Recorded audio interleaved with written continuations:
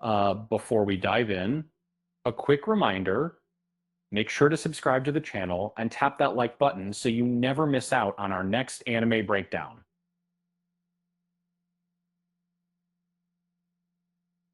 Have you ever found yourself watching or reading a fantasy story only to suddenly stop and wonder, wait, how old is that character supposed to be? That's exactly what we kept happening to me with the beginning after the end. When Arthur Lywin came onto the scene, it was easy to get swept up in the action. Here's a kid who can outduel adults, take on deadly monsters, and wisecrack his way out of trouble, all before he's even hit double digits in age. If you're a fan of web novels and especially fantasy, watching Arthur leap from danger to danger is a blast, no doubt. But after a while, it starts feeling as if the entire world around Arthur decided to ignore his age. And picture this, a 9-year-old heading off into the wilderness, facing down threats you'd expect in a horror movie, and the adults barely raise an eyebrow. Becoming an adventurer isn't just encouraged, it's not even questioned.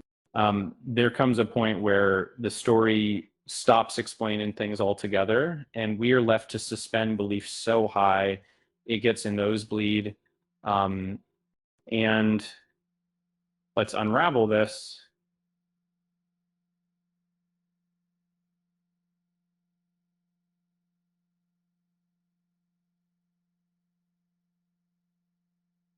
Arthur isn't just a talented child, but a reincarnated king, carrying the maturity, wisdom, and skills of someone who's lived an entire lifetime at the top.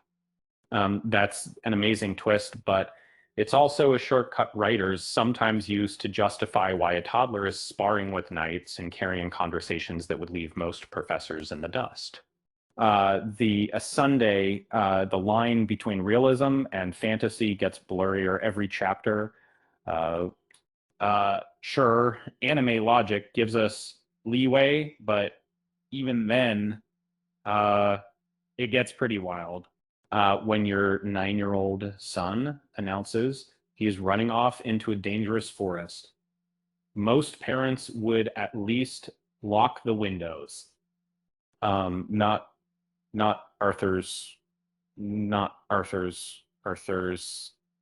Apparently, the Lewin household's parenting motto is, if you love it, set it free and hope it doesn't get eaten by dragons. What's oddly entertaining is how everyone just shrugs at Arthur's existence, ignoring the obvious questions. So are there no kidnappers in this world? Not even a single shady wizard looking to nab the world's most extraordinary kid for some ethically questionable experiments. It's